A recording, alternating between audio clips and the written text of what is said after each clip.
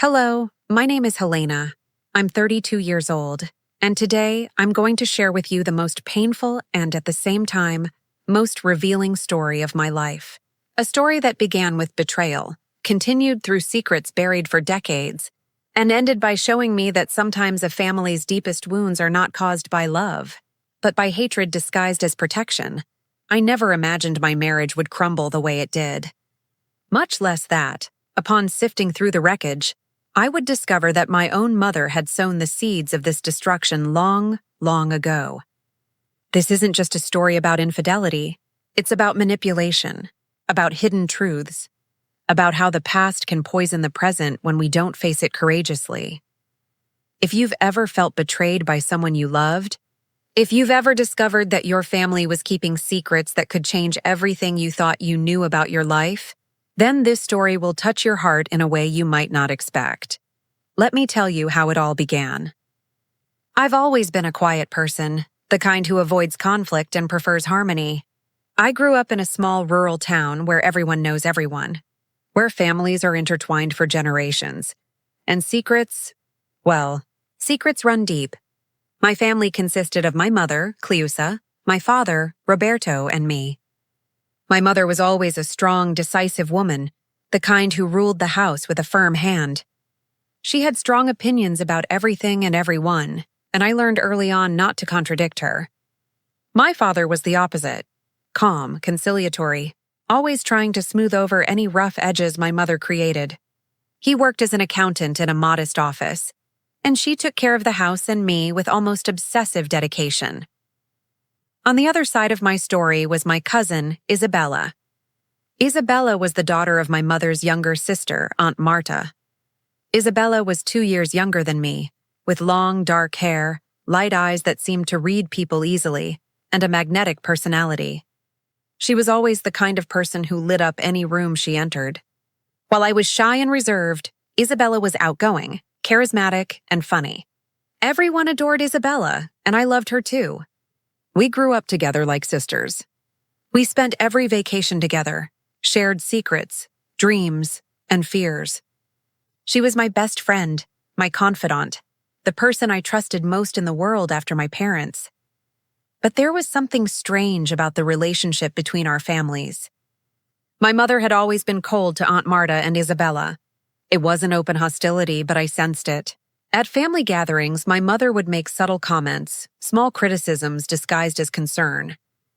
When Isabella received something new, my mother would mutter that Aunt Marta was spoiling her daughter too much. When Isabella excelled in school, my mother would find a way to belittle her achievement. I always attributed this behavior to my mother's difficult temperament. I thought it was just petty jealousy or sibling competition. I never imagined there was something much deeper. Something that had been nurtured for decades, growing like a silent tumor in the heart of our family. I met Daniel when I was 26. He had just moved to our city to work as an engineer for a construction company expanding its operations to the countryside. Daniel was handsome, polite, and ambitious. He had an easy smile and a way of speaking that made me feel special. When he showed interest in me, I was surprised. I, who had always been an ordinary girl, nothing extraordinary, had captured the attention of a man like him. My mother immediately approved of Daniel. She said he was exactly the kind of man I needed, hardworking, responsible, with a promising future. My father liked him too, but more reservedly. Isabella, when she met him, gave me a tight hug and told me I'd found a treasure. We dated for 2 years before getting married. They were 2 wonderful years. Daniel was attentive, affectionate, and made me laugh. He had his flaws, sure. He was a bit controlling at times. He liked things his way. He got irritated when plans changed. But I thought those were minor details compared to everything he offered me. We married in a simple but beautiful ceremony. Isabella was my maid of honor. I remember looking at her that day and feeling profound gratitude for having someone so special by my side. She wore a light blue dress that highlighted her eyes, and she was radiant. Daniel and she chatted a lot at the reception, laughing and exchanging stories. I remember thinking how wonderful it was that my husband and my cousin got along so well. How naive I was. The first few years of our marriage were good. Daniel worked a lot and often came home late, but I understood. He was building his career, securing our future. I had a job as an administrative assistant at a school, a simple job that gave me time to care for the house and, eventually, I thought, a family. Isabella remained a constant part of my life. She came to dinner with us at least once a week. Daniel was always excited when she came, saying she was fun, that she made the evenings more interesting. I agreed, happy that the two people I loved most liked each other so much. It started so subtly that it took me months to notice. Daniel started mentioning Isabella in random conversations. Isabella had said this, Isabella had done that, Isabella had felt this way about a certain subject. At first I thought it was cute. Then I started to find it strange. Why did he talk about her so much? Then I realized they were texting. There was nothing explicitly wrong with the messages. I'd check his phone occasionally, just to look for something or see a photo. The conversations were seemingly innocent. Jokes, memes, comments about shows they both watched. But there was a frequency, an intimacy in the tone that bothered me. When I mentioned this to Daniel, he laughed in my face. He said I was being paranoid, that Isabella was my cousin, practically my sister, that there was nothing wrong with them being friends. He made me feel silly, insecure, and jealous for no reason, and I believed him. Or rather, I forced myself to believe him. The truth began to unfold one Thursday afternoon, 6 years after our wedding. I had left work early because I had a terrible migraine. I arrived home at 3 p.m, a time when I was normally still at work. Daniel's car was in the garage. I thought it was strange, but I thought maybe he'd come back early too. I walked in the front door, quiet, my head still pounding, and then I heard it. Laughter. Coming from the bedroom. Daniel's laugh. And another laugh I knew as well as my own. Isabella's laugh, my heart stopped. I literally felt like all the air had been sucked out of my chest. I climbed the stairs as if in a dream, or rather a nightmare. Each step felt like it weighed a ton. My mind was racing and empty at the same time, trying to come up with innocent explanations for what I was hearing, but my body already knew the truth. The bedroom door was ajar. I pushed it open slowly, and there they were, in my bed, in my room, my husband and my cousin, together. In a way that left no room for doubt, no misunderstanding, no excuses. Time stood still. Isabella saw me first. Her eyes widened, and she let out a muffled scream. Daniel turned, and the expression on his face was something I'll never forget. It wasn't guilt. It wasn't regret. It was irritation. As if I'd invaded their private moment. I couldn't speak. My voice was gone, along with everything I thought I knew about my life. I just stood there, watching as they scrambled to cover themselves, to get dressed, mumbling empty excuses that sounded like white noise. Isabella was the first to try to speak.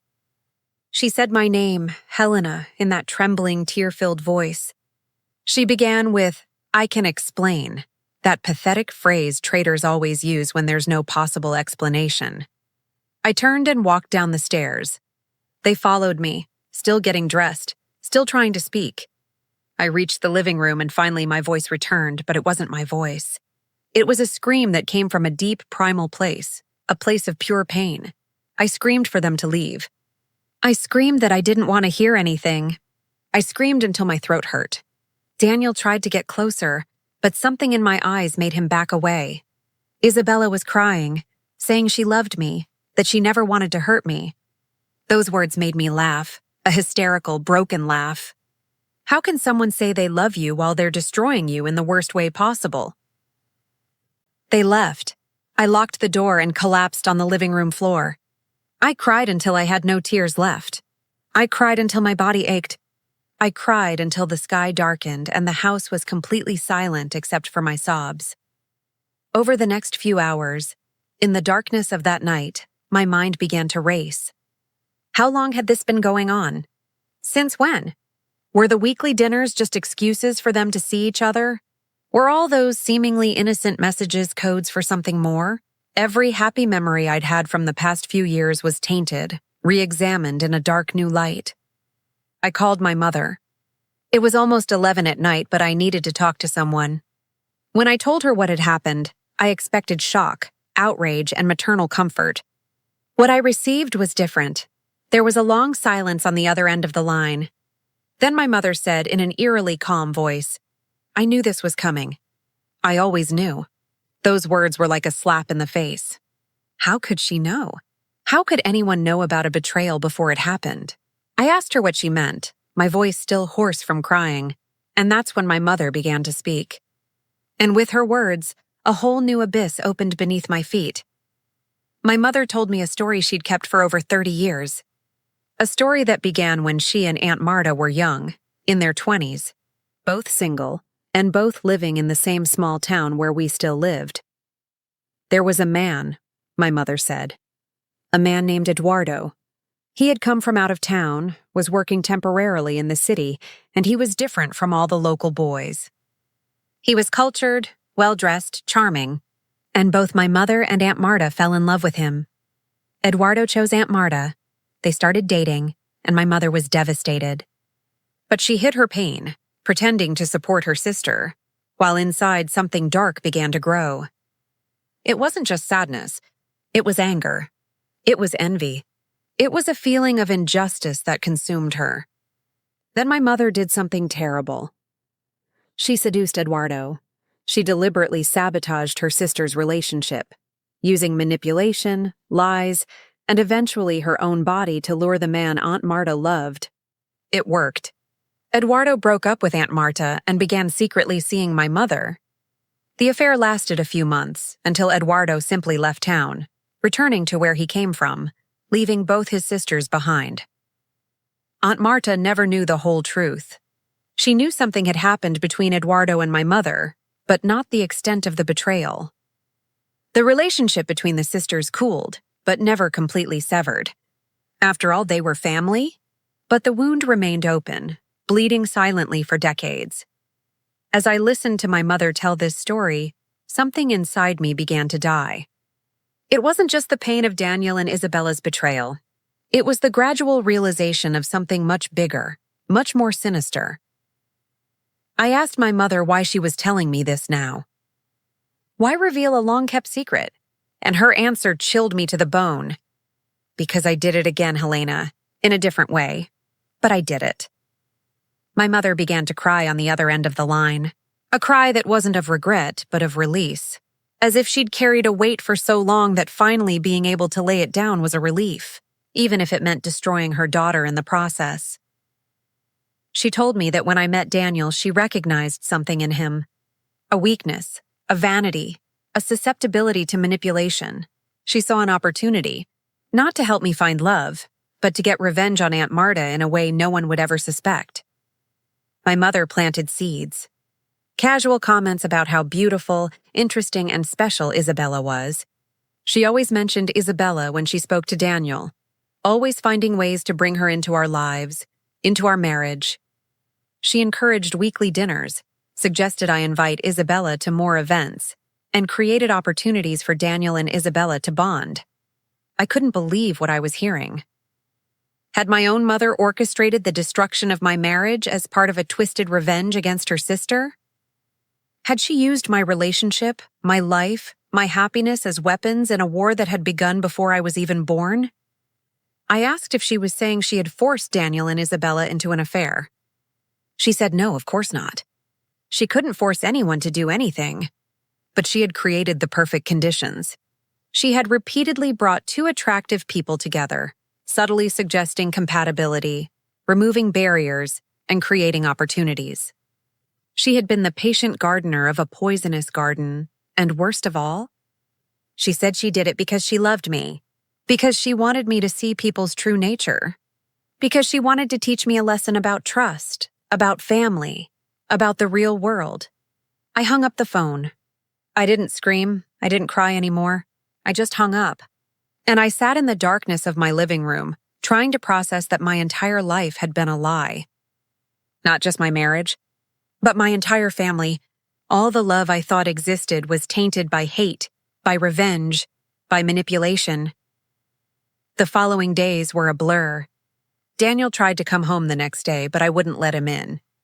He slept in a hotel and began bombarding me with messages. Some apologized, some tried to justify themselves, and some became angry when I didn't respond. Isabella also sent messages, long emails full of remorse and pleas for forgiveness. I didn't answer either of them. I was too busy trying to understand my own mother. I went to my parents' house 3 days after finding out everything. My father opened the door and the look in his eyes told me he already knew something. My mother was in the living room, sitting on the couch, her expression a mix of defiance and fear. I sat down across from her and asked her to tell me everything again, but this time in front of my father. I wanted him to hear. I wanted witnesses to the madness I had uncovered. My mother repeated the story, but this time in greater detail. She described how she had spent years watching Aunt Marta grow happy after Eduardo, how she had seen Isabella grow up beautiful and loved, how each of Aunt Marta's achievements was a blade in her heart, how she had married my father not out of complete love, but out of convenience, out of a need to move on. How she had raised me constantly reminded of her sister's daughter, comparing, measuring, and harboring a resentment that should never have existed. My father was pale. He interrupted several times, saying he didn't know any of this, that if he had, he would have done something. My mother looked at him with something like pity and said he'd never been good at seeing what was right in front of him. I asked my mother what she expected to happen now. If she thought I would simply accept all of this and move on as if nothing had happened. She didn't answer. She just looked at her hands, twisting a handkerchief between her fingers. I got up and left that house knowing I'd probably never return. Not as a daughter, at least. Something fundamental had broken, and there was no glue in the world that could hold the pieces together. In the following months, I had to rebuild my life from scratch. I started divorce proceedings with Daniel. He didn't object much, but he tried to negotiate, ask for more time, suggest couples therapy. I refused everything. There was no marriage to save. There never had been, in fact. It had been an illusion carefully built on rotten foundations. Isabella tried to talk to me countless times. She showed up at my house, at my work, sent letters, gifts. I ignored everything. I had no interest in hearing her excuses or explanations. She had made a choice, repeatedly, consciously. Let her live with the consequences. But something kept nagging at me. I needed to understand something. Did Isabella know? Did she know about my mother's role in all of this? Or had she and Daniel been unwitting pawns in a much larger game? I decided to confront Isabella directly. I arranged to meet at a neutral public cafe where I would feel safe. She arrived with puffy eyes, thinner, clearly in pain. A perverse part of me reveled in this. Another, smaller part felt pity. I got straight to the point. I asked if she knew about my mother's involvement, the manipulations, the revenge plot. Isabella looked at me confused, genuinely not understanding what I was talking about. I told her everything. I saw the shock spread across her face, saw the slow, painful understanding sink in. She began connecting the dots. All those comments from Aunt Clusa about how she and Daniel had things in common. All those persistent invitations, all those opportunities created seemingly by chance. Isabella began to cry. Not the manipulative cry of someone trying to gain sympathy, but the broken cry of someone realizing they've been used. She said she'd struggled with her feelings for Daniel for over a year before anything happened. That she'd hated herself for being attracted to her cousin's husband. That when she finally gave in, it was because she believed it was real. It was true love. It was something special that was worth the terrible cost it would impose on our relationship. But now she was seeing everything in a different light. How much of those feelings had been genuine? How much had been planted, nurtured, manipulated by someone pulling invisible strings? I asked about Daniel. Did he know anything? Isabella shook her head. No, he was also completely ignorant of my mother's role. He had simply been weak, vain, unable to resist the attention of a beautiful, available woman who apparently understood him better than his own wife. We sat in silence for a long time. The cafe around us continued its normal routine. People laughing, talking, going about their ordinary lives. And there we were, two cousins who were once like sisters, now separated by a chasm carved by betrayal, manipulation, and decades of unresolved hatred. Isabella asked if there was any chance I'd ever forgive her. I told her the truth, I didn't know. Maybe with time, with lots of therapy, with lots of distance, I could reach a place of peace. But forgiveness? Trust? These things were broken beyond repair, at least for now. She nodded, accepting. Then she asked if I was going to tell Aunt Marta. About everything. About what my mother had done, not just now, but 30 years ago. It was a question that haunted me ever since I discovered everything. Did Aunt Marta deserve to know the truth? Or would the truth only cause more pain, more destruction, without any real purpose? I spent weeks pondering what to do with the information I had. Each day I woke with the question gnawing at my mind. To tell or not to tell? To expose all the corruption and let everyone deal with the consequences? Or to keep the secret like my mother had, letting it fester silently? Finally, I made my decision. I went to visit Aunt Marta. She greeted me with tears in her eyes, hugged me tightly, and apologized repeatedly for what Isabella had done. She said she had failed as a mother, that she didn't know how to raise a daughter capable of such betrayal. I comforted her, telling her it wasn't her fault. And then, with a firmer voice than I expected, I said we needed to talk about something important. I told her everything. Eduardo's story, what my mother had done 30 years ago, what she had orchestrated now, every painful detail, every subtle manipulation, the entire decades-long revenge plot. Aunt Marta was petrified. She didn't cry, she didn't scream. She just remained very, very quiet. When she finally spoke, her voice was distant, as if she were speaking from far away. She said she always knew there was something wrong between her and my mother. That she always sensed her sister's coldness stemmed from something deeper than simple sibling rivalry. But she'd never imagined this. She'd never imagined hatred could be so deep, so patient, so destructive. Aunt Marta did something I didn't expect. She thanked me.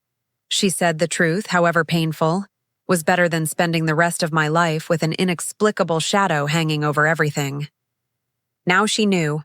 Now I could decide what to do with this information, and what she decided was something that changed everything again. Aunt Marta confronted my mother. Not privately, but in front of the whole family, at a Sunday lunch she'd organized specifically for that purpose. She summoned everyone, uncles, aunts, cousins, my father, me, even Daniel and Isabella, though they remained separated from me. Halfway through lunch, Aunt Marta stood up and began speaking. She told the whole story from Eduardo to now, with every shameful and painful detail. My mother tried to interrupt several times, but Aunt Marta wouldn't let her. She spoke for almost half an hour, her voice never wavering, never breaking. When it was over, the room was completely silent. All those people, our family, were looking at my mother with expressions ranging from shock to disgust. My father had his face in his hands. I was shaking, but also feeling something like relief. I was no longer alone carrying the weight of that terrible knowledge. My mother didn't deny anything. She stood up, grabbed her bag, and left without a word. My father stayed behind, looking at everyone with tearful eyes, mumbling excuses that weren't his to make. The aftermath was chaotic. My family, which had always been close on the surface, fell apart. Some members sided with my mother, saying that what had happened 30 years ago didn't justify this public humiliation. Others sided with Aunt Marta, saying she had every right to tell the truth. Still others were completely confused, unsure of what to think or feel. My father came to see me a few days later. He was different, older, more tired, but also strangely more alive. He said he had left home, that he couldn't live with my mother anymore, not after learning all this.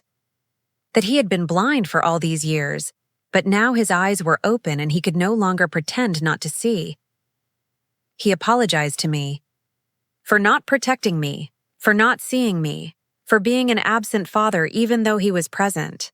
I hugged him and we cried together, sharing a pain we could finally name. Daniel and Isabella broke up.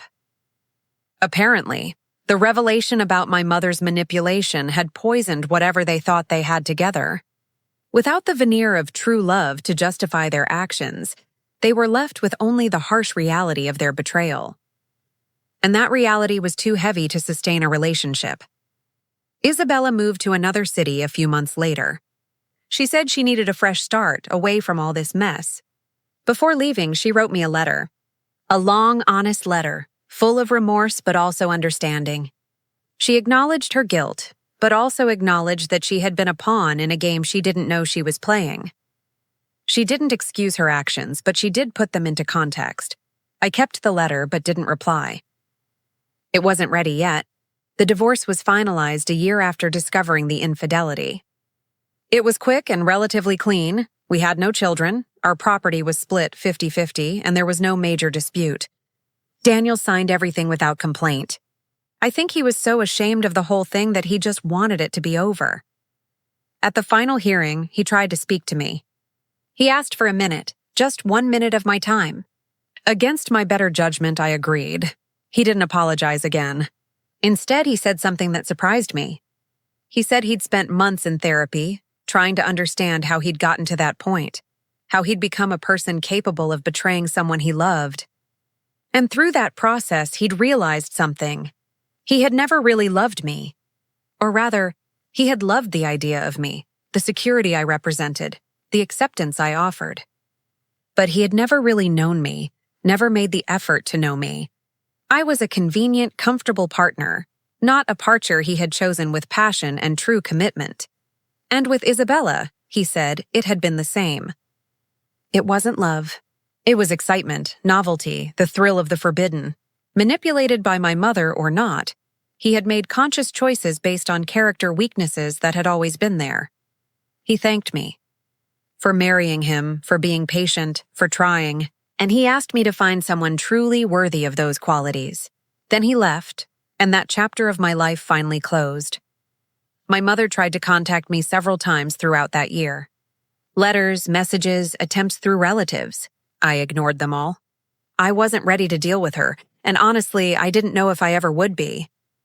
But then, almost 18 months after everything blew up, I got a call from the hospital. My mother had suffered a stroke.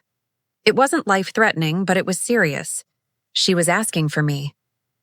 I sat with the phone in my hand for long minutes after I hung up. All the emotions I'd tried to process and file away came flooding back. Anger, hurt, confusion, and surprisingly, worry. Because despite everything, despite all the pain and destruction, she was still my mother. I went to the hospital. My father was already there, looking exhausted. He hugged me and whispered that it was brave of me to come. I didn't feel brave. I just felt tired. I walked into the room. My mother was in bed, hooked up to several monitors, looking small and fragile in a way I'd never seen her. Her face was partially paralyzed from the stroke, and she had trouble speaking. But when she saw me, her eyes filled with tears. I sat beside the bed. She tried to speak, but her words were slurred and difficult to understand. I took her hand, the one that still had movement, and told her she didn't need to talk, that I would just stay there with her. But she persisted. She fought against the paralysis, against the difficulty, until she finally managed to form the words she needed to say. Sorry. Sorry. It wasn't enough. 2 words couldn't erase decades of manipulation, couldn't rebuild the shattered trust, couldn't undo the pain, but they were a start. They were an acknowledgement for the first time that she had done something wrong. Something terribly, irreparably wrong. I stayed with her for hours that day. We didn't speak much, she couldn't, and I didn't know what to say. But there was something in that shared silence, something that felt like the beginnings of an understanding, even if distant. In the weeks that followed, I visited my mother regularly during her recovery. Not because I had forgiven, but because I realized that forgiveness wasn't something that happened all at once. It was a long, painful process, full of setbacks and new beginnings. During these visits, my mother, with her slow, labored speech, began to tell her own story. Not as an excuse, but as an explanation. She spoke about her childhood, about how she had always felt less loved than Aunt Marta, less beautiful, less special. How this had created a wound that never healed. She told him about Eduardo, but now in more detail. How he had been the first person to make her feel special, chosen. And when he chose Marta over her, it wasn't just heartbreak. It was confirmation of all her worst beliefs about herself. It was proof that she would always be second, always the less desirable sister. And then she spoke of revenge, of how it had seemed sweet at first, but how it had turned bitter over time. How each step of her plan against Isabella and Daniel had been accompanied by growing guilt, but also by a compulsion she couldn't control. How it was fueled by a hatred so old it had become part of her identity. She said that when she saw everything fall apart, when she saw my marriage destroyed, she didn't feel the satisfaction she expected. She felt emptiness and horror at what she had done, at what she had become. Hearing all this didn't make me instantly forgive her, but it did make me see her as human, as someone deeply wounded who had caused deep wounds in others, as someone trapped in a cycle of pain that had begun long before me and that had perpetuated itself because no one had had the courage to break it. My mother's recovery was long. She had to relearn how to walk, speak clearly, and take care of herself. My father, despite leaving home, helped her through this process. They didn't become a couple again, but they found a way to coexist as partners in mutual care. Aunt Marta also visited my mother occasionally. It was tense, painful, full of uncomfortable silences, but they talked. For the first time in decades, they really talked. They didn't resolve everything. Some wounds were too deep, too old. But they began the process of mutual recognition of each other's pain, of each other's humanity. Isabella returned to the city 2 years after leaving. She had changed. She was calmer, more centered. She had undergone intensive therapy, worked on herself. She reached out to me but didn't push anything. She just said she was available if I ever wanted to talk. It took a few months, but I eventually agreed to have coffee with her. It was awkward sitting across from each other, these two cousins who were once inseparable. We talked about superficial things at first, work, the weather, unimportant things. But little by little, we got deeper. Isabella told me about her journey of self-discovery, about how she had had to confront her own weaknesses, her own ability to rationalize destructive behavior. She didn't ask for forgiveness. She had already done that and knew she couldn't force it. She simply shared her experience, her transformation, and I shared mine.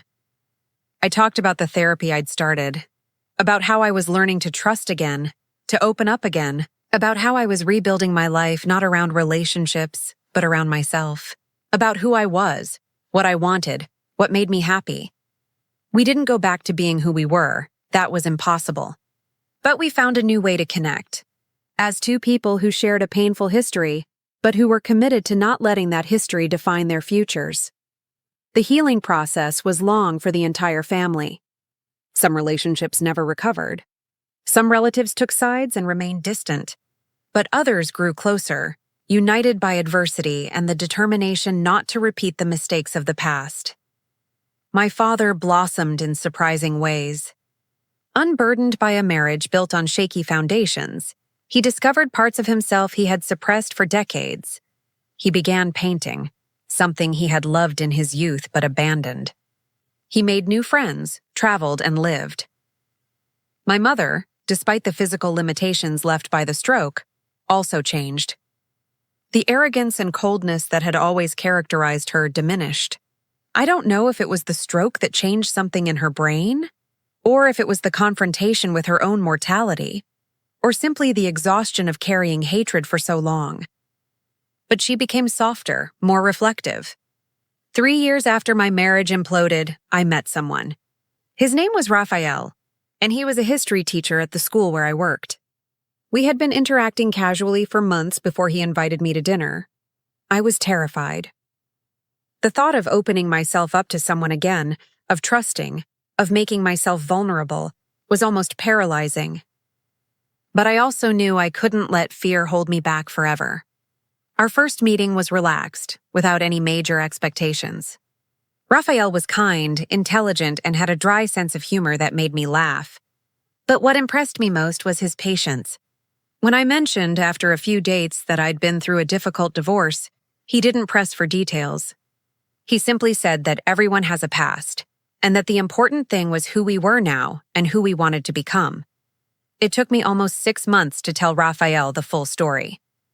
Every part of it, every painful detail. I expected shock, judgment, maybe even revulsion at the toxic complexity of my family. Instead, he listened attentively, asked thoughtful questions, and then hugged me and told me I was one of the strongest people he knew for having survived all of this and still being willing to try again. Raphael taught me things I didn't know about relationships. That communication wasn't just about talking, but about truly listening. That trust was built in small daily moments, not grand gestures. That true love meant seeing someone's flaws and choosing to stay anyway, not because you ignored them, but because you loved the whole person. Our relationship wasn't perfect. No relationship is. We had arguments, disagreements, and moments of frustration. But there was a fundamental honesty between us that had never existed in my marriage with Daniel. And there was mutual respect, which was the foundation of everything. I introduced Raphael to my family gradually. First, my father, who instantly approved of him and even invited him to one of his painting exhibitions. Then Isabella, who was polite but a bit distant. I think seeing me happy with someone else brought up residual guilt. Eventually, even my mother met him. This meeting was especially meaningful. My mother, still dealing with the effects of the stroke but much more functional than she had been at the beginning, looked at Raphael with an expression I couldn't fully decipher. Later, when we were alone, she took my hand with her good one and said, "This one is different. This one really sees you." It was perhaps the most maternal thing she had said to me in years, and it meant more than I expected. 4 years after meeting Raphael, he proposed. It was simple, no big deal. During a walk in a park we frequented, he stopped, took my hands, and asked if I wanted to build a life with him. I didn't say yes right away. I said I needed time to think.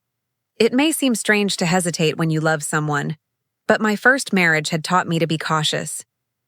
I spent weeks thinking, talking to my therapist, analyzing my feelings and motivations. Was I saying yes out of true love or out of fear of being alone? Was I ready to commit again, or was I still carrying unhealed wounds? Eventually, I realized that the hesitation wasn't a sign of fear or uncertainty about Raphael. It was a sign that I had grown, that I was no longer rushing blindly into relationships without truly asking myself what I wanted. And what I wanted was Raphael, not because he fulfilled some missing part of me, but because he was someone with whom I wanted to share my already complete life. I said yes. Wedding planning was a completely different experience than the first time. Raphael and I made every decision together, listening to each other, compromising when necessary. There was no pressure, no drama, just two people planning a day to celebrate their love with the people who mattered. The question of who to invite was a delicate one. Obviously, my father would be there. But what about my mother? And Isabella? And Daniel, who still lived in the city and who I occasionally passed on the street? I talked to Raphael about all this. He said the decision was mine, but that he believed in second chances when they were genuinely deserved. He also said that marriage was about starting something new, not about punishing the past. I decided to invite my mother. She had worked hard on her recovery, not just physically, but emotionally. She had gone to therapy, made peace with Aunt Marta on a significant level, and apologized repeatedly not only to me, but to everyone she had hurt. It didn't mean all was forgiven and forgotten, but it did mean she deserved to be there. Isabella was also invited. Our relationship had evolved into something resembling a cautious friendship. We would never be as close as before, but we had found mutual respect and an appreciation for the work we had both done to heal and grow. Daniel wasn't invited. Some bridges are burned, and that was fine. The wedding was small, intimate, and full of meaning. My mother cried during the ceremony, and I knew they were tears of joy but also of regret for nearly destroying my ability to reach this moment. Isabella cried too, and when we hugged after the ceremony, she whispered, "You deserve all this happiness." But the most significant moment of the wedding wasn't the ceremony itself. It was something that happened afterward, during the small reception. Aunt Marta, who had come hesitantly but with good intentions, approached me. She took my hands and said, "Helena, there's something I need to tell you. Something I've kept hidden for a long time because I didn't know if it was my place to reveal it, but I think now is the right time." My heart raced. After everything that had happened, the thought of more family secrets was terrifying. But Aunt Marta quickly reassured me. "It's not bad at all," she said. "It's just something I want you to know. Your mother, despite everything she did, everything she planned, always loved you deeply. I know it seems impossible, given the nature of what she did. But she spoke of you with such pride, such love. The problem wasn't a lack of love for you. It was an excess of hatred for me, manifested in the worst possible way." She continued, "I'm not trying to excuse what she did, but I am trying to give you context. Sometimes the most hurt people inflict the deepest wounds, not because they want to, but because they don't know any other way to deal with their own pain. Your mother is learning now, too late in many ways, but she is learning." Aunt Marta's words touched me in a way I hadn't expected. For years I had struggled with the contradiction of how my mother could say she loved me while knowingly destroying my life. But perhaps love and hate, protection and destruction, weren't as mutually exclusive as I thought. Perhaps people could contain multitudes of contradictory emotions, acting from wounds so deep that even they themselves didn't fully understand. It didn't make what my mother did right. Nothing could. But it helped me see her as human, as fallible, as someone trapped in patterns of behavior that had deeper roots than any of us had imagined. I glanced across the room to where my mother sat, chatting with my father in a surprisingly friendly manner. She caught my eye and smiled. A smile a little crooked from the stroke, but genuine. I smiled back. Raphael appeared beside me, wrapping his arm around my waist. "Okay?" he asked. I rested my head on his shoulder and said, "Yeah, okay." And it was true. After everything, the betrayal, the secrets, the pain, the anger, the long healing process, I was okay. Not because everything had been resolved perfectly, not because all the wounds had healed without leaving a mark, but because I had learned that life isn't about perfection. It's about resilience. It's about choosing to grow instead of becoming bitter. It's about breaking vicious cycles instead of perpetuating them. In the months following the wedding, my life took on a new, healthy rhythm. Raphael and I moved into a small but cozy house, where we began to build our own traditions, our own memories untainted by the past. I maintained regular contact with my family but established healthy boundaries. I saw my mother every 2 weeks, short meetings where we talked about everyday things, gradually rebuilding a relationship that would never be what it could have been, but which was honest about its limitations. My father was thriving in his new life. He even started dating a kind woman named Sandra who worked at the local library. Seeing my father happy, genuinely happy, in a way I'd never seen during his marriage to my mother, was a revelation.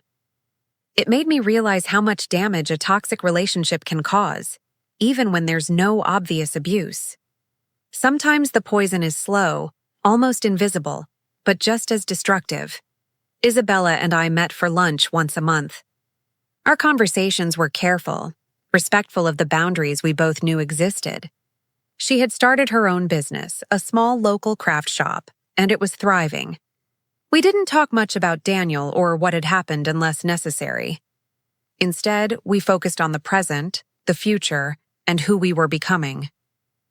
Daniel, I learned from mutual acquaintances, had moved to another city.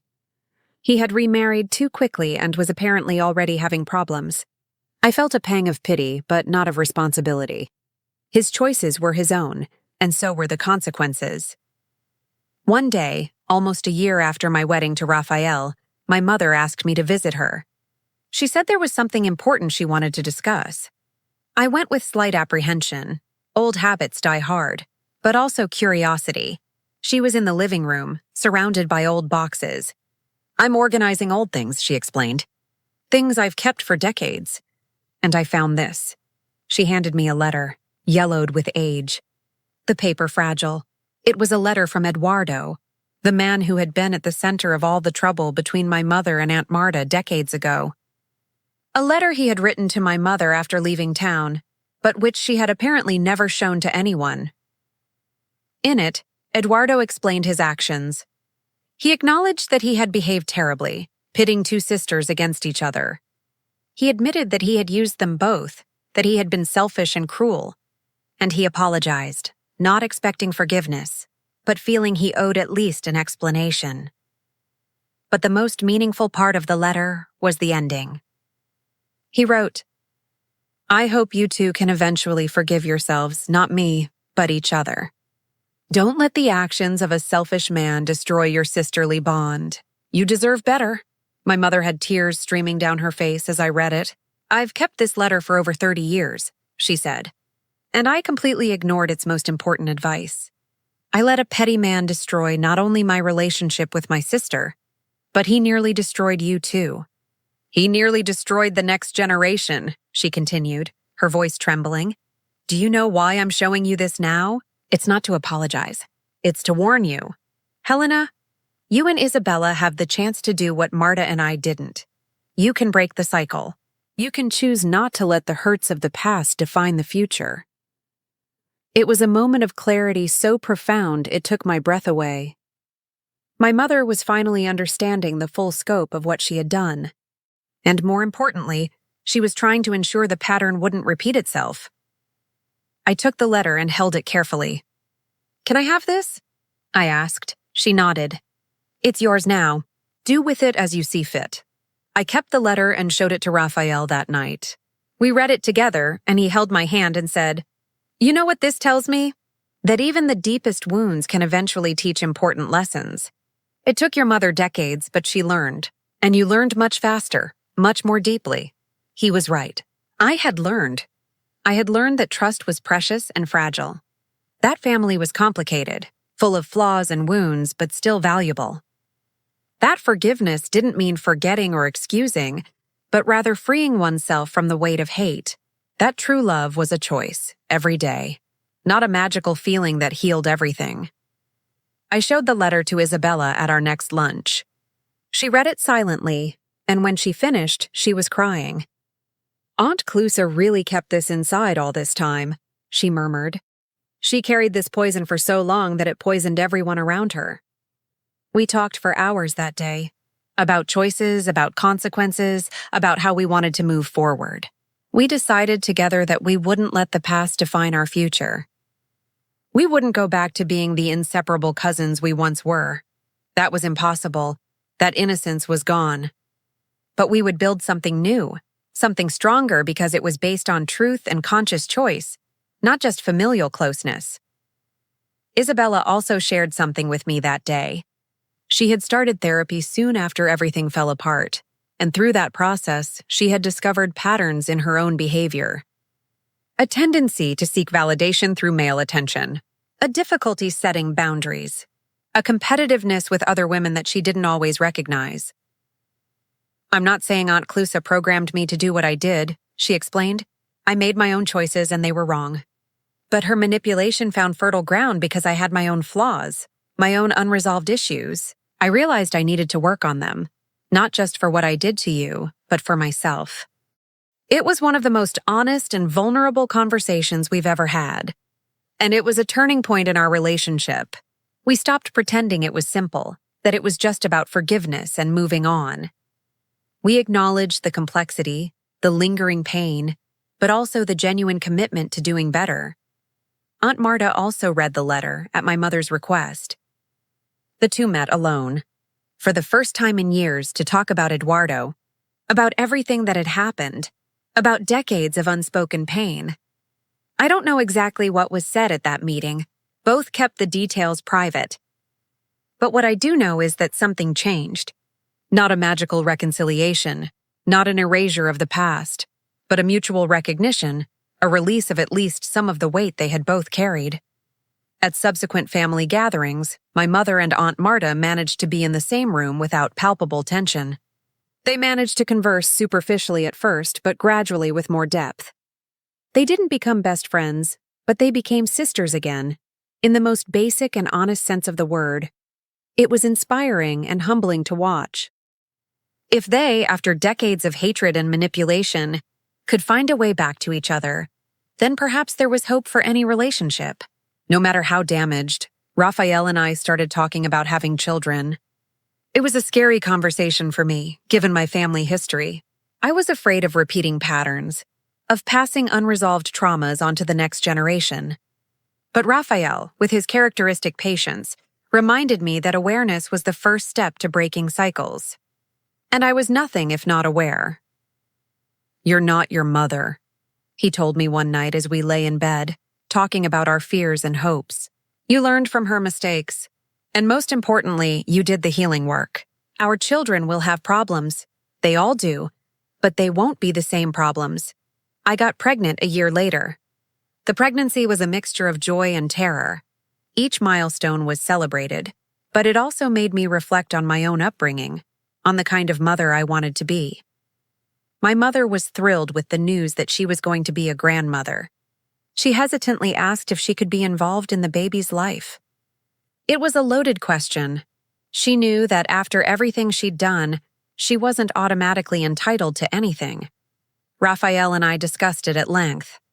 We decided that yes, she could be involved, but with clear boundaries. She would never be left alone with the child without supervision, at least not at first. And if she ever displayed manipulative or toxic behavior, her privileges would be revoked immediately. When I told my mother our decision, she cried with gratitude. She promised she wouldn't waste this second chance, that she would be the grandmother she never fully managed to be, the mother she should have been. The birth of my daughter, Clara, was transformative.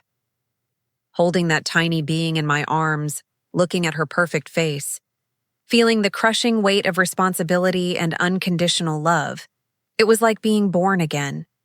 And it was in that moment, in that hospital, with my newborn daughter in my arms and Raphael beside me crying with joy, that I finally completely let go of the anger.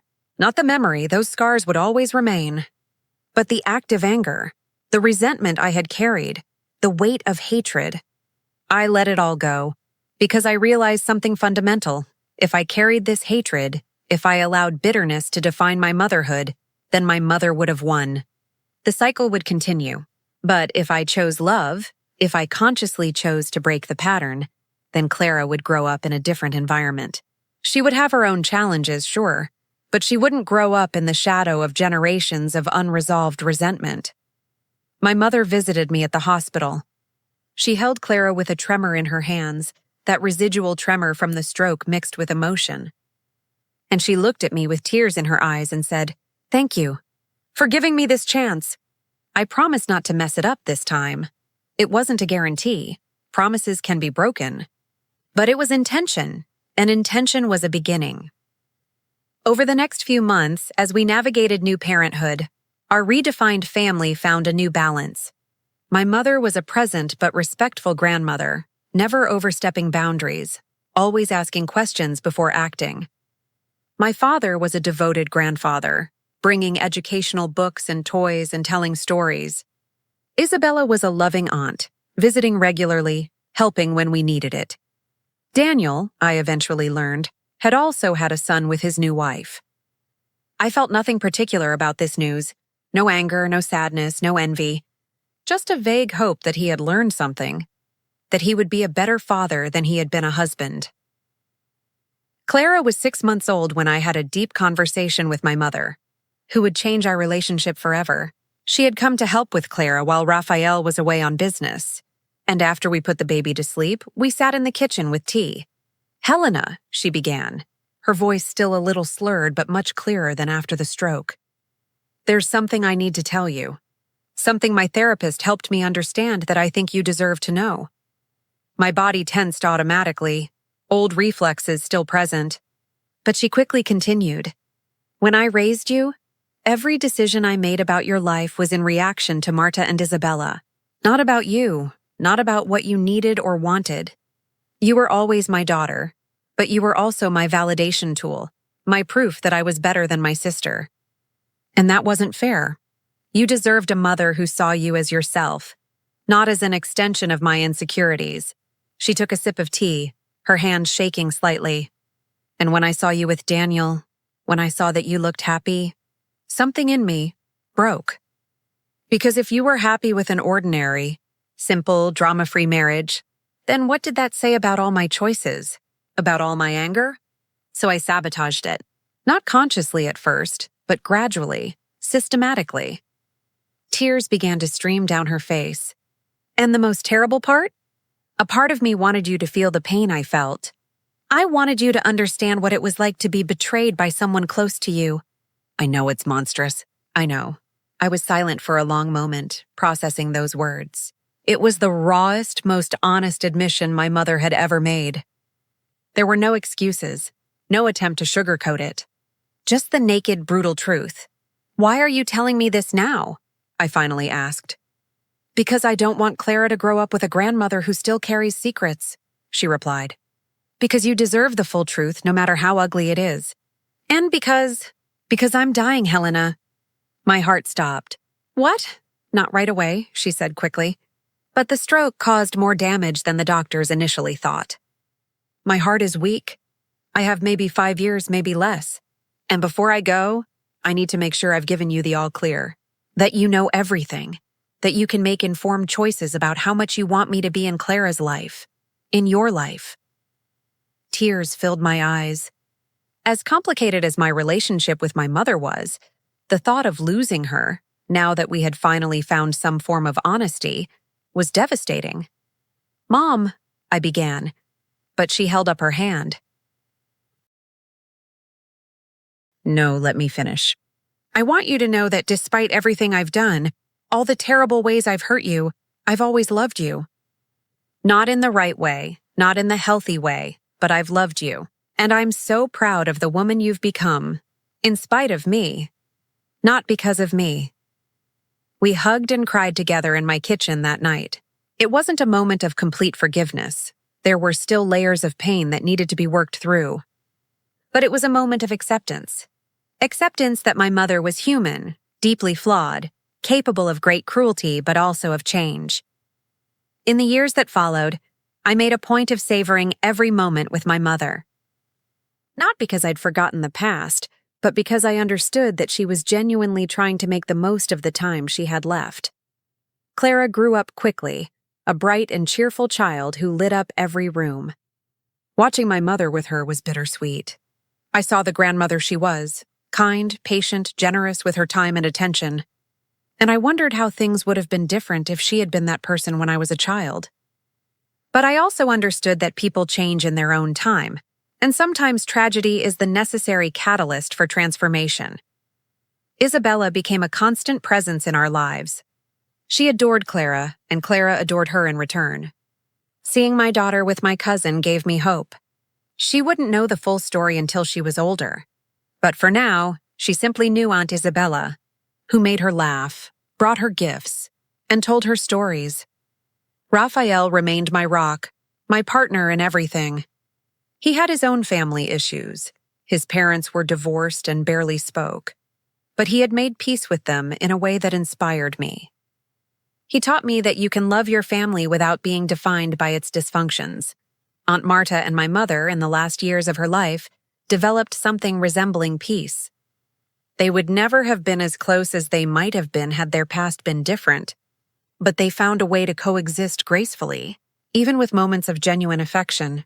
When Clara was 3, my mother had another stroke, this one more severe. She survived but was significantly more debilitated.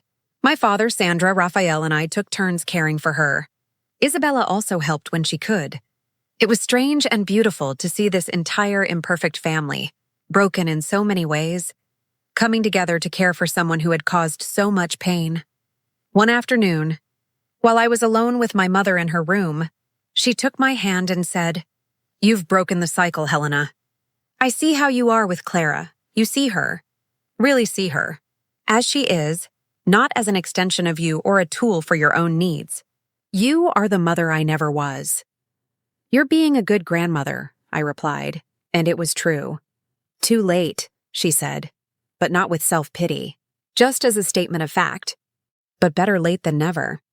My mother lived for 2 more years after that second stroke. They were difficult years with many hospital visits and many scares. But they were also years of genuine connection, of honest conversations, of finally getting to know my mother as a person, not just as the distant and manipulative maternal figure I had known.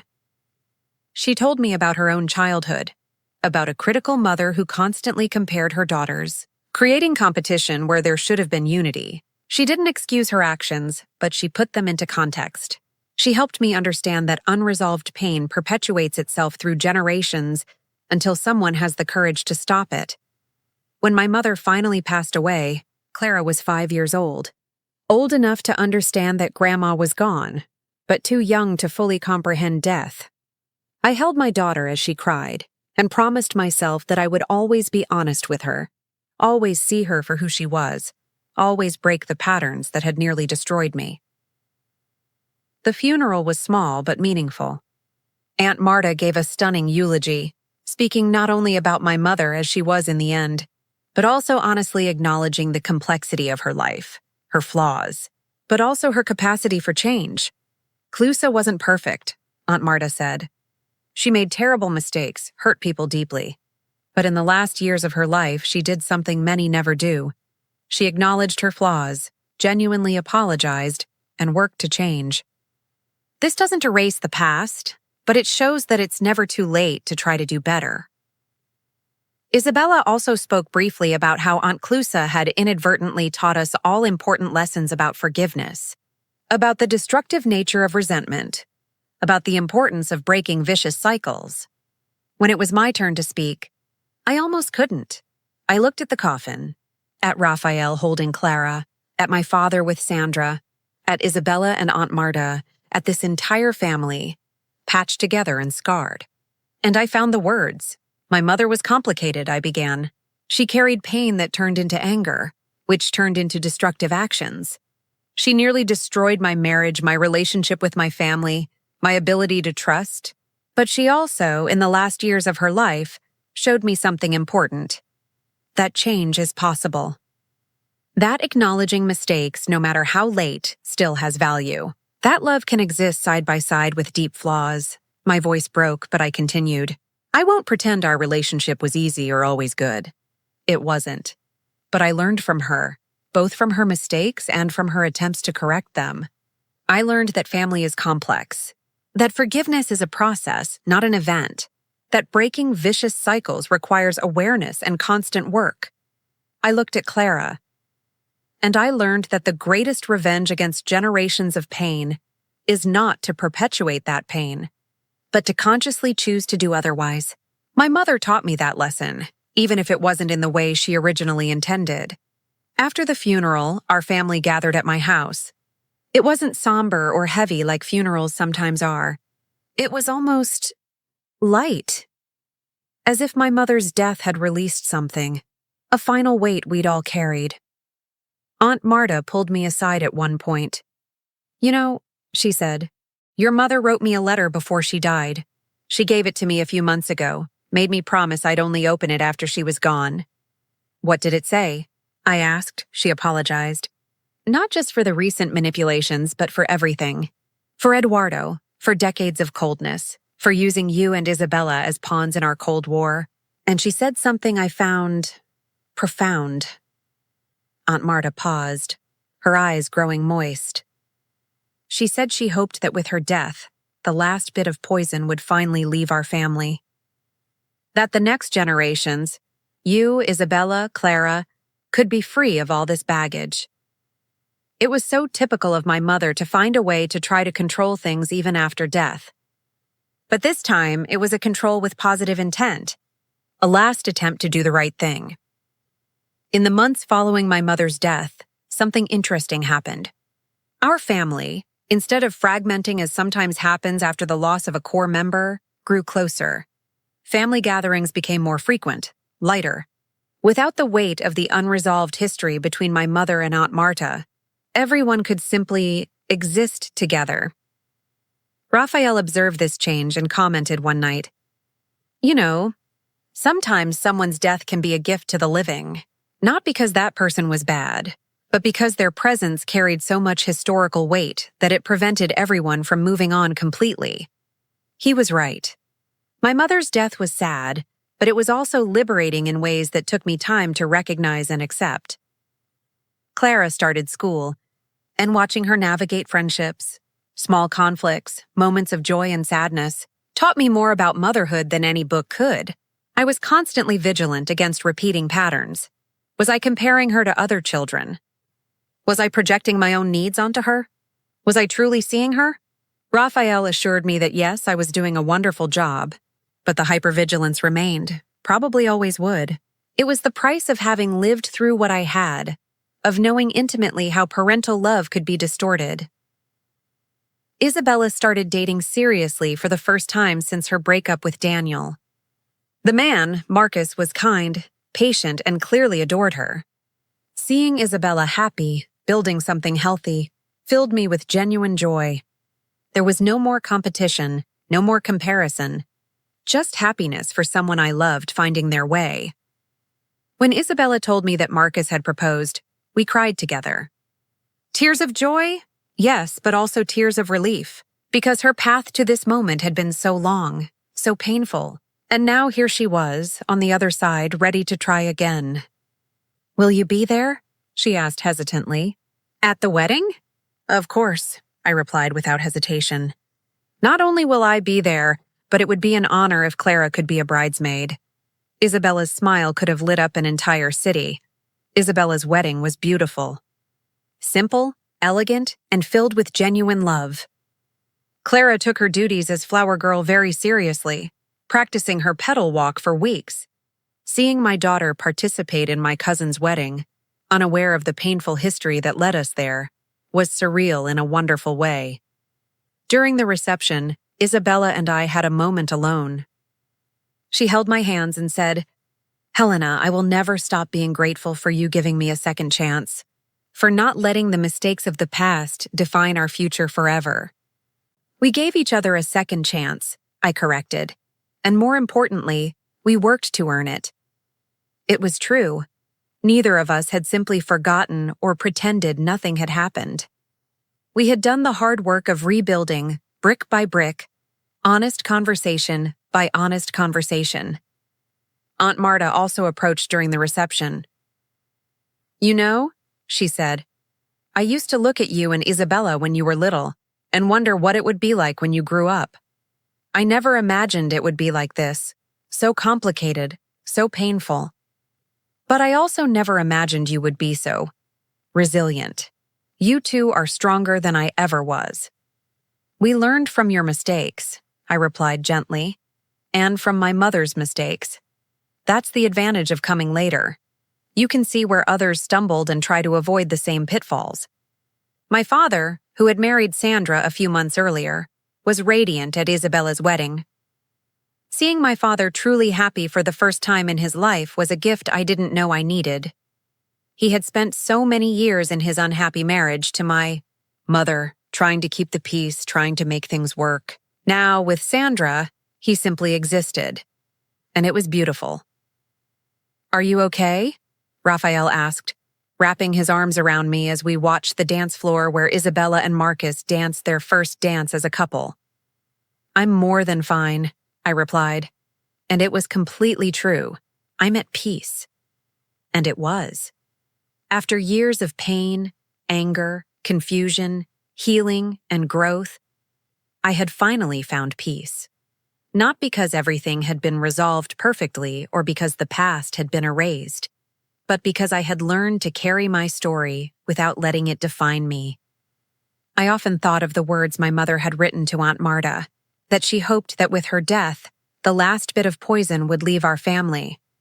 I believed she had succeeded, not because of her death itself, but because of the work we had all done to process, heal, and grow. Clara was 7 years old when I finally had the conversation I knew would eventually have to happen. She'd asked about Grandma Clusa, about what she was like, about family stories. And I knew I had to decide. Which version of the story to tell? Raphael. And I had discussed this extensively with my therapist. We agreed that Clara deserved the truth, but an age-appropriate version. Not the sordid details, not the complex manipulations, but the essence, that families are complicated, that people make mistakes, that it is possible to cause pain and still be loved. I sat down with Clara one night and began. Grandma Clusa was a complicated person. She loved a lot, but she also carried a lot of pain. And sometimes when people carry pain, they end up passing that pain on to others, even without meaning to. Clara looked at me with those big, wise eyes. Like when I'm sad and I get grumpy with my friends? He smiled. Children have a way of simplifying complex truths. Exactly. But imagine if you never learned to deal with that sadness, and it grew and grew for many, many years. That sounds difficult, Clara said thoughtfully. It was very difficult. And Grandma Clusa made some bad choices because of it. Choices that hurt people, including me. But you still loved her? Clara's question cut to the heart of the matter. Yes, I answered honestly. I loved her, even when I was very, very angry with her. Because love doesn't mean everything is perfect. It means you care for someone, even when they have flaws. Clara thought about it for a moment. Is that why you always tell me it's okay to make mistakes as long as I learn from them? Exactly, I replied, pulling her into a hug. It took Grandma Clusa a long time to learn from her mistakes, but eventually she did. And she worked very hard to do better at the end of her life. I liked Grandma, Clara said simply. She told me good stories, and that was it, really. To Clara, Grandma Clusa was just a grandmother who loved her, who had time for her, who told stories. She didn't know all the baggage, all the painful history, and for now, she didn't need to. When she was older, when she could process it better, I would tell her more. But for now, that was enough. Raphael entered the room and joined our embrace. Time for bed, little one, he said, tickling Clara until she giggled. After we put Clara to bed, Raphael and I sat in our backyard under the stars. It was a beautiful, peaceful night. The kind of night that made you believe that, despite all the hardship and pain in life, there was beauty and peace too. You did well with that conversation, Raphael said, holding my hand. I hope so, I replied. It's such a responsibility. You know, deciding which parts of the story to tell, how to shape it so it's honest but not traumatic. You'll find out, he assured me. You always do. The following years were, surprisingly, the most peaceful of my life. Not because nothing difficult happened.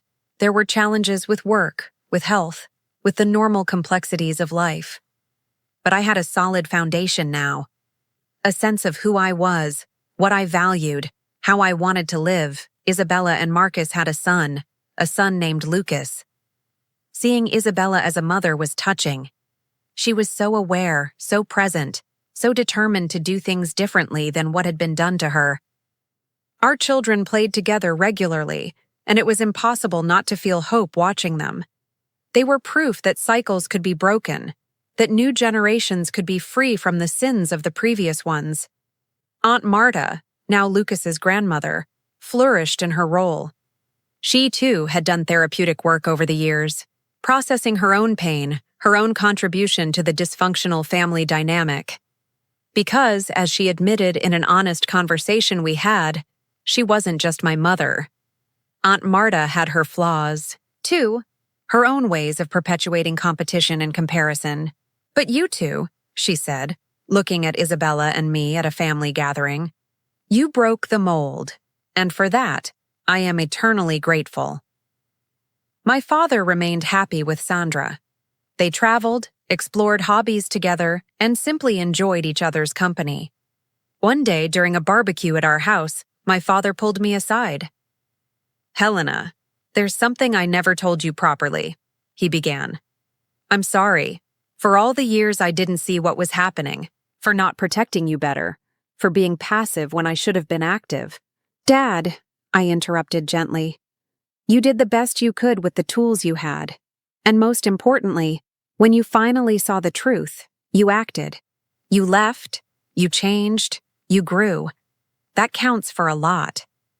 He had tears in his eyes. You are wiser than I ever was at that age. Wiser than I am now, in fact. I had good teachers, I replied with a sad smile. They taught me what not to do. This became a kind of mantra for me. Learn from both good and bad examples. Every experience, no matter how painful, had something to teach if you were willing to seek the lesson. Raphael and I started couples therapy, not because we had problems, but as preventative maintenance. After everything I'd been through, I wasn't going to let our relationship deteriorate from lack of attention. And Raphael, wonderful as always, enthusiastically agreed. Relationships are like gardens, our therapist said in one session. They need constant care, regular attention. You don't wait until the weeds take over to start tending.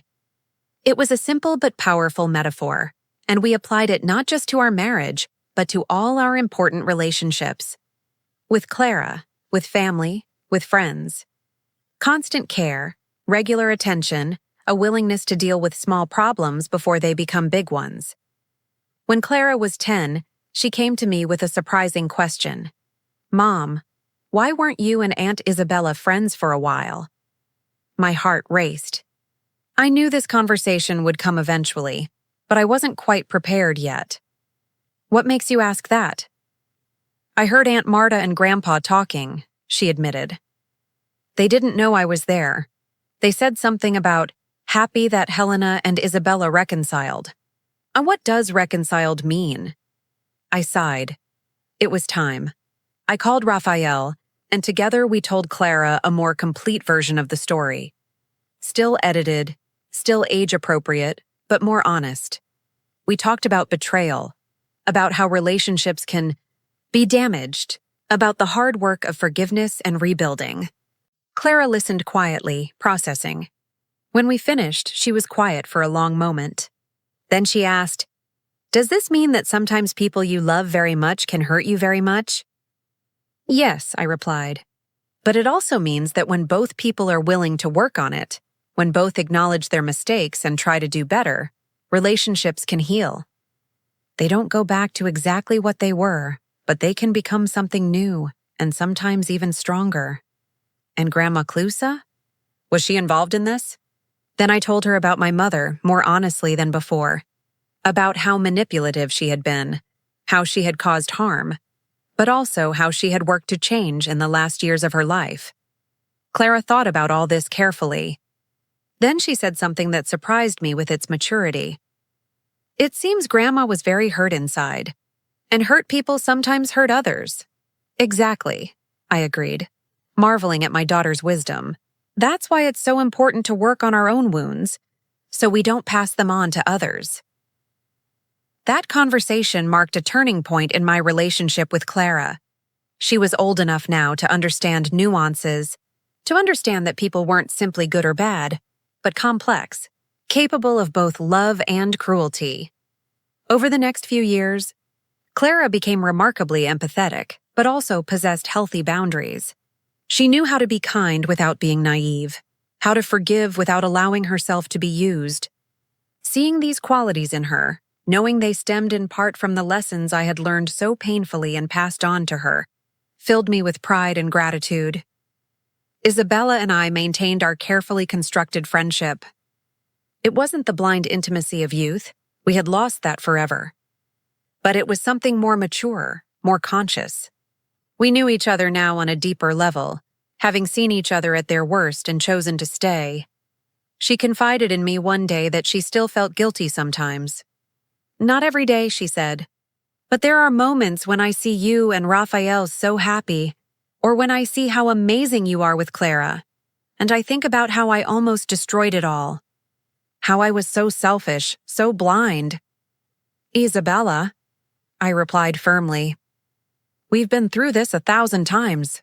You made a terrible mistake. You acknowledged it, you worked on yourself, you changed. At some point, you have to forgive yourself too. Not for me, but for you. Because carrying guilt forever serves no one," she smiled sadly. "You are wise beyond your years, cousin."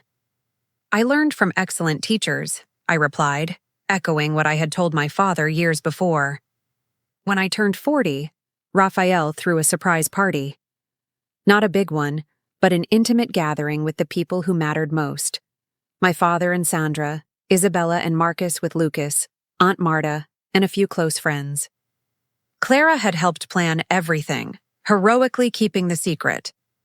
During the party, each person shared a memory or a word about me.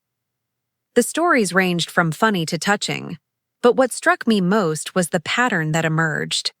They all spoke of resilience, the ability to forgive, and the strength to break cycles. When it was my turn to speak, I looked around the room at all those loving faces. "I'm not strong because I wanted to be," I began. "I'm strong because I had to be. And I didn't do it alone. Every person in this room taught me something important. Some taught me through good examples, others through difficult mistakes. But everyone contributed to who I am today." I looked at Isabella. "You taught me about forgiveness, about how relationships can be rebuilt with honesty and hard work." To my father, "You taught me that it's never too late to change, to choose happiness." To Aunt Marta, "You taught me that bitterness has a shelf life, and that letting it go is a gift to yourself." To Raphael, "You taught me what healthy love really looks like, and that I deserve nothing less." And then, even though I knew she wasn't physically present, I spoke about my mother. And my mother taught me, though not in the way she intended, that awareness is the first step to breaking destructive patterns. That recognizing mistakes, even late, still has value. And that the greatest legacy we can leave is not a perfect life, but the commitment to always try to do better.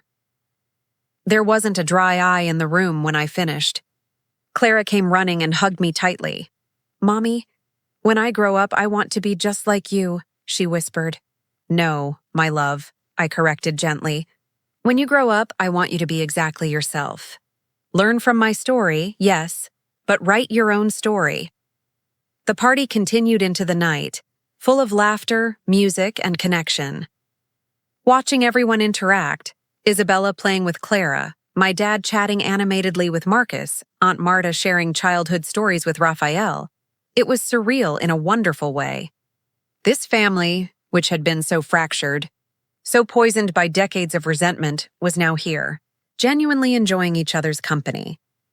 Later that night, after everyone had left and Clara was asleep, Raphael and I sat in our room. He handed me an envelope. "Your real gift," he said with a mysterious smile. I opened the envelope to find 2 plane tickets to Italy. "Raphael," I began, speechless. "You always said you wanted to go," he explained. "And I think after everything you've been through, all the work you've done on yourself and our relationships, you deserve a getaway. Just the 2 of us. My father will stay with Clara." Tears filled my eyes, but they were tears of pure joy. "Thank you. For everything. For being you. For seeing me. For never giving up on us." "You make this easy," he replied, pulling me into a hug. "You're the bravest person I know, Helena, and I'm honored to be by your side." The trip to Italy was transformative, far from daily responsibilities, far from the burden of family history. Raphael and I were able to simply be. We walked the ancient streets of Rome, shared wine in small cafes in Florence, and got lost in the alleys of Venice. One night, sitting in a restaurant overlooking the sea in Cinque Terre, I had an epiphany.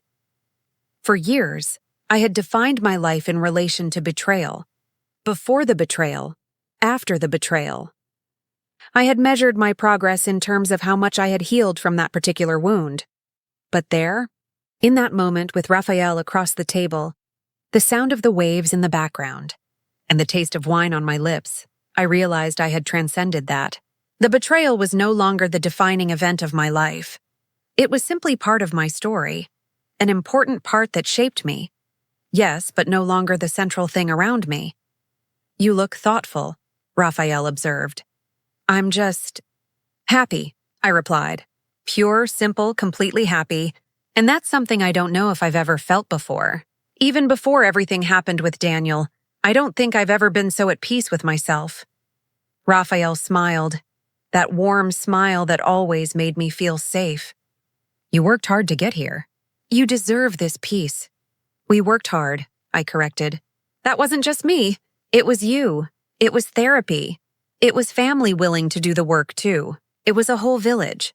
We returned from Italy renewed, ready to dive back into daily life, but with a fresh perspective. Clara had missed us tremendously and bombarded us with questions about the trip. We spent hours showing photos, sharing stories, promising that one day we would take her too. It was around this time that I began writing. Not professionally at first, just personal journals processing my journey on paper.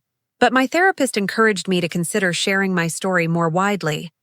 Not with real names or identifiable details, but the essence of it. A story about toxic family cycles, about betrayal, about the long road to forgiveness and healing. The idea terrified me.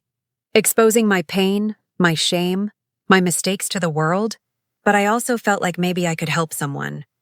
Someone going through what I had, feeling as lost and broken as I did, needing to know there was a way through the darkness.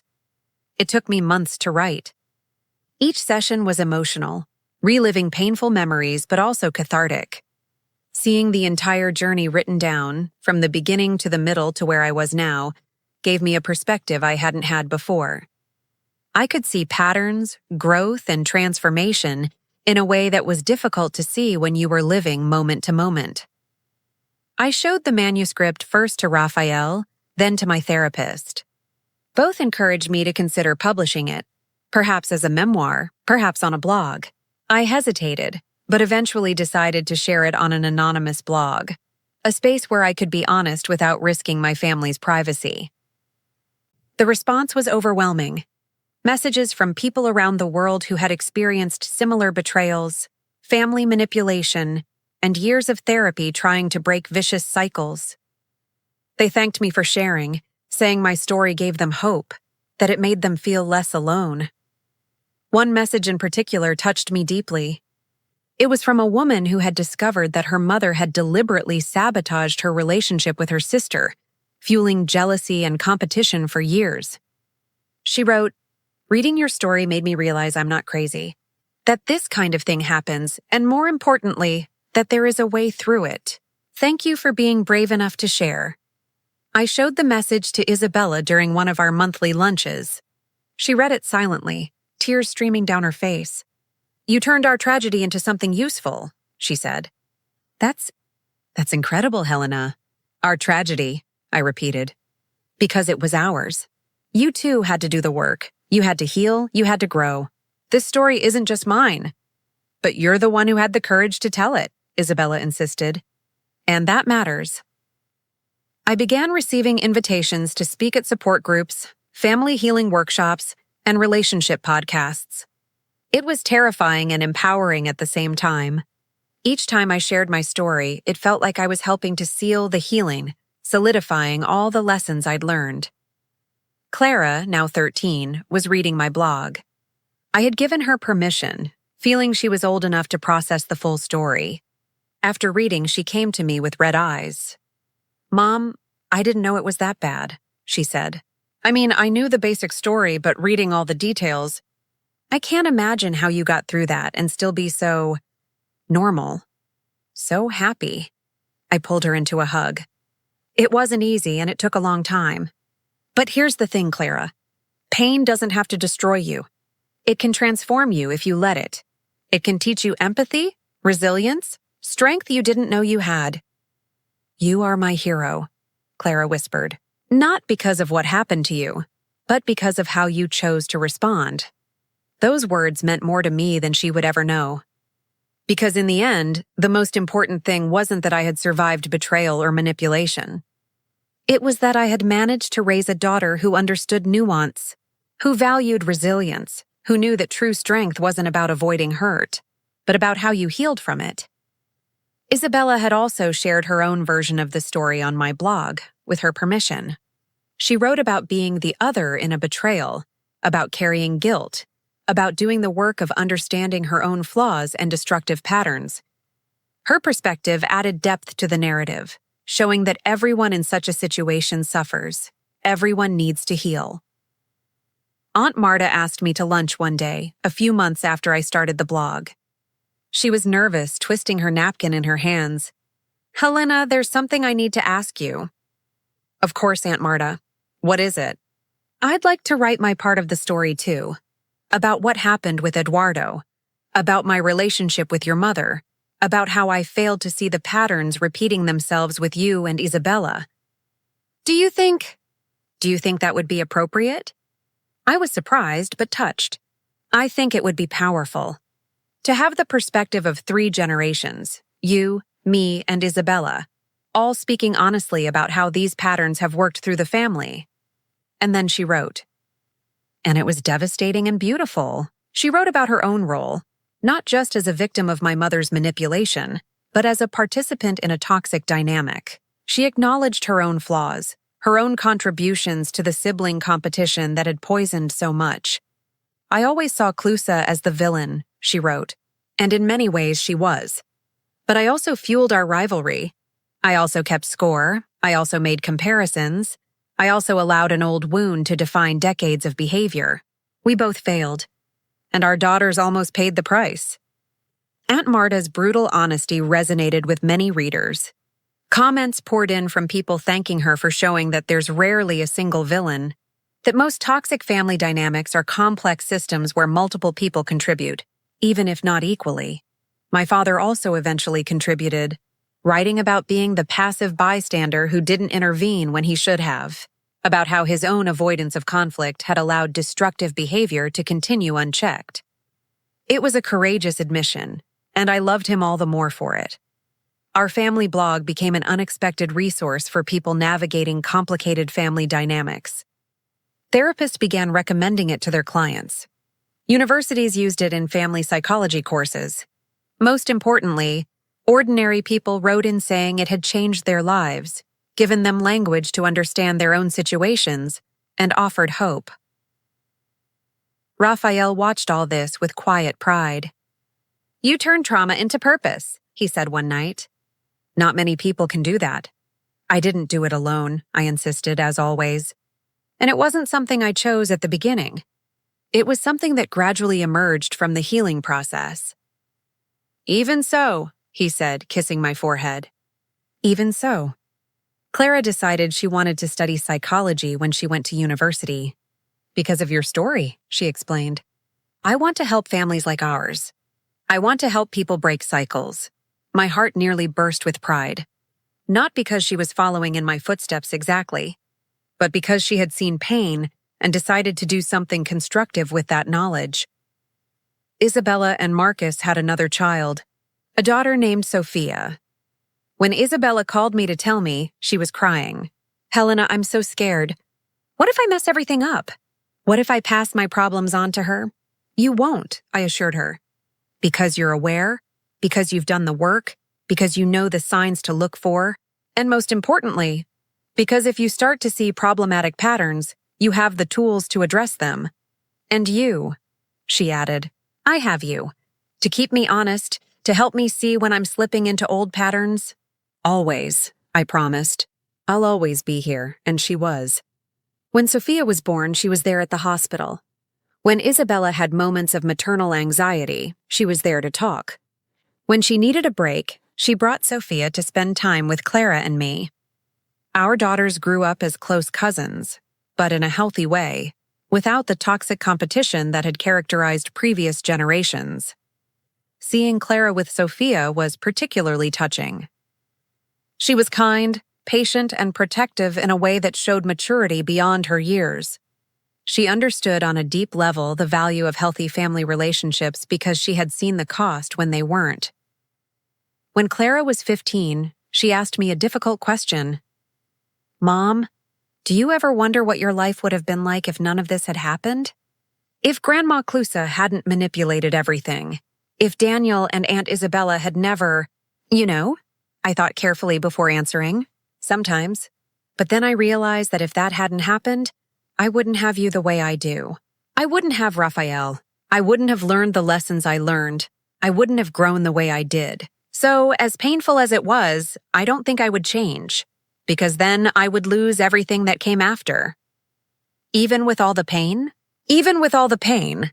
Because the pain wasn't permanent, Clara. It was intense, yes, but it eventually passed. And what remains, the growth, the lessons, the relationships rebuilt on honest foundations, that's permanent in a good way. Clara thought about it. I think I understand. It's like when I broke my arm playing soccer last year. It hurt a lot, and the healing process was long. But now I'm stronger, and I know how to fall better so I don't break it again. I smiled. Exactly. Perfect metaphor. It was true. I was stronger now than I'd ever been. Not despite the betrayal and the pain, but because of it. Because I'd done the hard work of processing, healing, growing. Because I'd chosen not to let bitterness consume me. Because I'd had the courage to forgive not for others, but for myself. Daniel eventually contacted me years later. A simple email asking to talk. I hesitated for weeks before responding. I no longer felt intense anger toward him that had long since passed. But I also felt no particular need to reconnect. Eventually, I agreed to coffee. He seemed older, more tired. His second marriage had ended, I learned, and he was in therapy trying to understand his patterns. I'm not looking for forgiveness, he began. I know I don't deserve it. I just wanted you to know that I spent years working on myself, trying to understand how I became someone capable of doing what I did. And I wanted to thank you. Thank you, I asked, surprised, for not destroying me. You could have. You had every right to make my life miserable, to tell everyone what I did, to hurt me professionally. But you just moved on, and that gave me the space to do my own healing work without being constantly on the defensive. I thought about his words. I didn't do it for you, Daniel. I did it for me, because carrying anger and seeking revenge would have kept me tied to you, to what you did. And I wanted to be free. I know, that's why it was a gift anyway. We talked for another hour. It wasn't a reconciliation. We wouldn't be friends. There would be no role for him in my life. But it was closure of a different kind, a final acknowledgement that we had both moved on, both learned.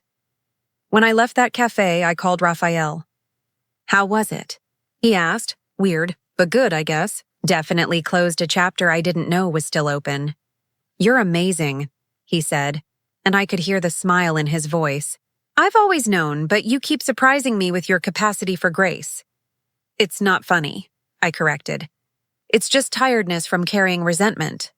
It's healthy selfishness, wanting peace more than wanting revenge. But maybe it was both. Maybe grace and self-preservation weren't mutually exclusive. Clara was getting ready to go to university now. Time had flown by in a way that left me dizzy. It seemed like just yesterday that she was a baby in my arms, and now she was a young adult with her own dreams and plans. Will you be okay when I'm gone? She asked one night as we packed her things. I'll miss you desperately, I replied honestly. But yes, I'll be fine. And more importantly, you'll be fine. You're ready for this, Clara. You have all the tools. Because of you, she said. Because of how you raised me, the lessons you taught me.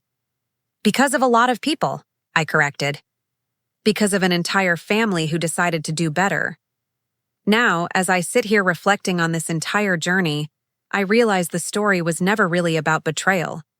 It was about cycles, how they form, how they perpetuate, how they can be broken. It was about choices, the ones my mother made, the ones Daniel and Isabella made, and crucially, the choices I made in response. My mother planted seeds of destruction because she was carrying decades of unprocessed pain.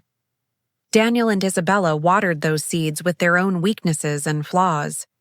But I chose not to let that poisonous garden define my life forever. I chose to pull out the weeds and plant something new, something healthy. And perhaps this is the most important lesson of all.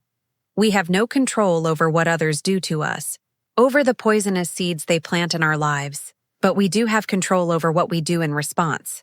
We can choose to nurture these seeds with bitterness and revenge, letting them grow until they consume everything. Or we can choose to uproot them, however painful the process, and plant something new in their place. It wasn't quick. It wasn't easy. It took years of therapy, difficult conversations, and gradual, laborious forgiveness. It took a willingness to see people as complex, capable of great evil and great change. It took an entire family committed to brutal honesty and constant growth, but it was worth it.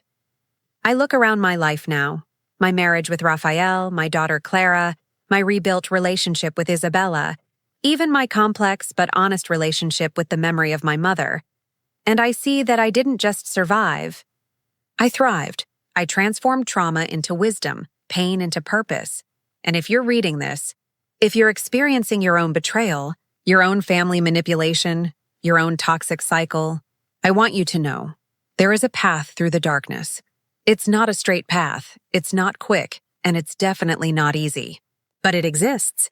And on the other side lies not just survival, but the possibility of a richer, deeper, more authentic life than you ever imagined. Because sometimes the worst things that happen to us teach us the most valuable lessons. Not because the pain itself is valuable, but because the journey through it, if navigated with awareness and courage, can transform us in ways we could never have imagined. My mother intended for her decades-long grudge to destroy not only her sister, but the next generation as well. Instead, she inadvertently taught us to do better, to break cycles, to choose conscious love over inherited hatred.